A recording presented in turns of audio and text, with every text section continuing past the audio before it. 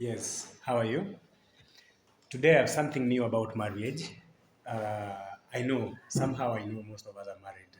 And if you're not married and you are my age, some of you can guess my age, right? So you're my age, you've not married, you have not started thinking about it at 32, 34. By the way, some of the challenges we get over here today is that our parents are becoming proactively concerned. They want to know why we don't want to get married, why some of us, the young men of my age, don't want to move into marriage. And the reasons and the causes are so many. They're here and they're ever here with us. When I had a session one time with one of my clients whose father brought in for a counseling session, they wanted me to prepare him for marriage. And one of the reasons I was giving me as to why he has not chosen to marry is because he has not found someone he feels is the right choice for him, the right taste for him. Yeah. And for you, for example, what do you look at before you move into marriage? What do you consider? What are some of the qualities you want to see in a woman or a man before you get married? With me, one time when I really wanted to get married, young enough, I was around 25, 26. I had a lady who was not a Kenyan. I had a foreigner, and my intentions really were to marry this foreigner. She was an Ethiopian lady, and I loved her so much. She had the looks, my guy. She had the brains, especially the brains. She had the skin color, yeah. Alikuwa na tabia. She was this kind of a woman who knew what it meant when she fell in love and was ready for marriage. So personally, I was convinced that that was the best thing I could have done. And somehow, I decided to do it. I decided to do it. So nikafika home, I went to their home for introduction. I met the parents. The parents were really willing to have us in. But the moment the parents learned I'm Kenyan, the story changed. The tune changed, man. Yani, sometimes it's not good. Someone can take away your happiness. Someone can take away your joy. Someone can choose to let you know that all the plans you have that you've been thinking are 100 approved and guaranteed, that they go back to zero. Chances are zero, they go back to zero. So it became very stressful. So I couldn't settle in my marriage. I couldn't settle in my relationship after that because I developed insecurities. I developed insecurities about this. Like families and parents need to do something about it. My choice of marriage is my choice of marriage. What I want out of life is what I want out of life. Most of the challenges we have, most of the problems we have in marriage come out as a result of our parents choosing for us who they feel is right for us. Mzazi pushes you into making a decision about who you want to marry, as if they are going to live this life for you. Yeah, parents, wherever you are, let us do what we want to do. Let us marry who you want to marry. Let us marry our frogs. Let us marry that Kikuyu lady that I thought could have satisfied my thirst for marriage. Let me marry my Kampa lady. Look at the stereotypes we have these days. Yani, you go to school, especially on joining campus, and then the parent tells you that when you come back, you're going to meet so many of them. There may be a number of them. But when you come back, remember to come back with a kissy. If you are kissy, remember to come back with a fellow Kamba. Remember to come back with a fellow Kalenjin, especially that. Those guys, by there, you have something. Why do you choose your people for marriage? When I was in campus, I was dating this Kalenjin lady, and she was telling me she doesn't think she's going to get married to Kisii because the parents feel it can be safe and okay if she was married in a tribe, in a Kalenjin. Yes. And personally, mimi, I was really okay and in for it too that time. Nilikuwa nataka hapana, let's move. As we are in relationship, let's date, let's get into engagements, let's get to know each other, and let's settle down into marriage. We had our plans. So my marriage didn't work with my Ethiopian lady. And it's funny somehow. Sometimes once I look at it from this angle of me, I feel like I was rushing. I feel like, too, I was into this thing before I was really led into it. So what did I do? I came back to my homeland and I made a selection and I chose who I wanted. I chose Akesi.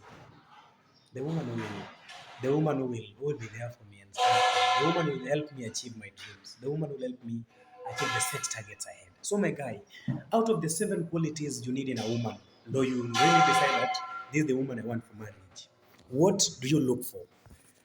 What exactly do you look for? What do you look for by the way? Mimi, what do you look for? I mean, what exactly do you look for? What do you look for in marriage? Once you want to get married, what do you look at? Maybe for me, one, character matters a lot. I've seen beauty. All through this time I've been dating, I've seen beauty. I've seen beauty.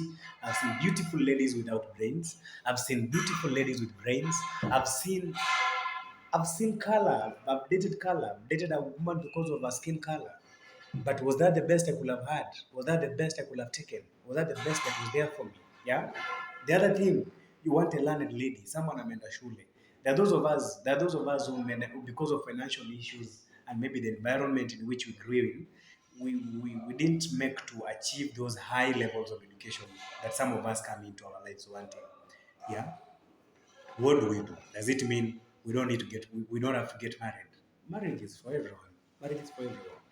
So when I look at color and I look at personality and I look at character and then I come back to look at the beauty in itself and then the way this person can reason, there's something, there's something, there's something about how someone thinks, especially someone you want to get married to.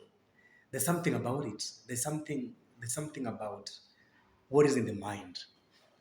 Beauty is enough, yes. What about here? Tomorrow when we sit down to discuss about our investment plans, will you contribute something to the table? Ama you will be there too as the housewife you want to be. You will be there as the husband who got into this marriage with someone who is working somewhere and well off. Yeah? Some other factors are necessary. So my message for you today was one. The moment you evaluate that lady of yours and you realize out of the 8 qualities, she only has 5 of them or 4 of them, kindly get this one, get her and train her the other 4. Achieve the other 4 with her. You build on what you already have. If she has 4 qualities, you wanted 6, find the 2 together. Go out there, navigate your ways and find the 2 together. If it's financial stability, you guys come down, sit down, come up with plans on how you're going to secure this back.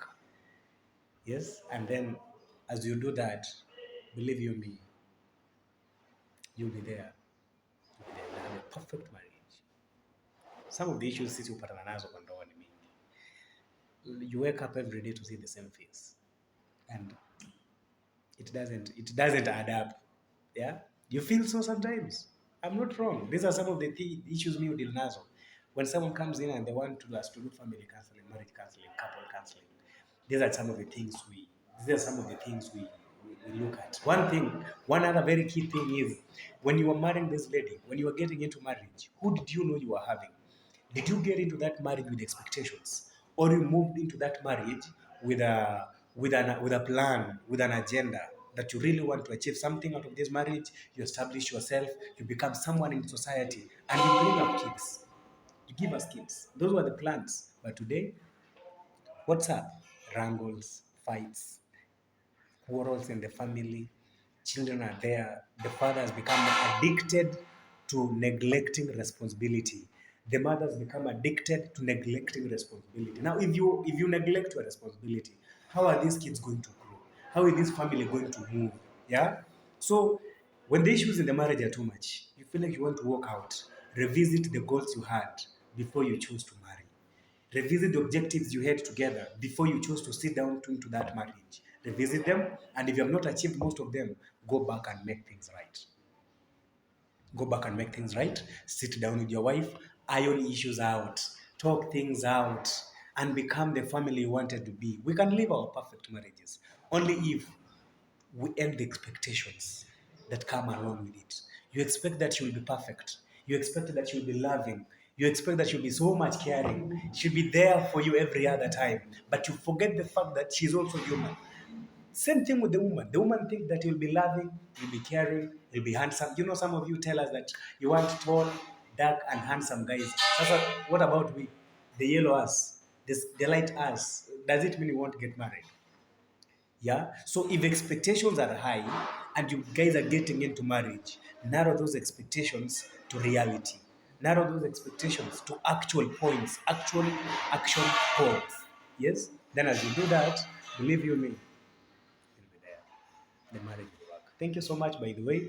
I really love to share with you these nuggets. These are pieces of advice, these pieces of wisdom. Sometimes I know some of us it's really helping. Like today, just look at what you have, look at what you can build on it. Look at what you can build on what you already have. The rest can plan themselves out. Don't beat that woman because she's not the smart woman you wanted. Don't beat her because she's the same face you see daily. Hapana, this is gender awareness month, gender violence, gender based violence awareness month, activism month, and let's say that marriages have issues. Men are beaten in marriages. We are beaten in marriages. We are beaten in marriages. Yeah, and which kind of beaten do we get? Next time, as I've out of after today, next time we are going to talk about how to handle issues in marriage. How best can you handle the issue that arise in your marriage? I see most of you are texting me. I can see most of you are talking to me. Most of you are trying to ask Daktari, tufanyaje here and hii. Daktari, this and this happened. What do we do? Daktari, we couldn't get along over this. What do we do? There are solutions to problems and kindly come out. Let's talk them out. Next time, as you stay tuned, I'm going to let you know some of the common challenges people face in marriage and some of the best approaches we can give them for us to live peaceful and perfect our peaceful and perfect lives in those marriages. Thank you so much. Keep subscribed, keep tuned in, invite your friends over the same, share my videos, and at the end of the day, together. Thank you. Bye.